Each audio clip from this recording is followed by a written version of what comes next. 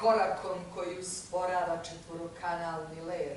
U sunčev izlazak. U žar asfalta pod tabanima koji nam određuju smer. U krug.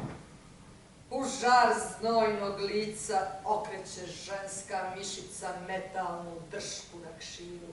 Za psovku. Za žar. Za konop. Za ular. Za štrgnjaču. Za štranjgu, omču, za pesnikovu liru. Za rasad gladi. Za slomljenu vilicu hengerom bačenim u lice. Za vešala koja čekaju u žaru. Na kraju oševe ulice.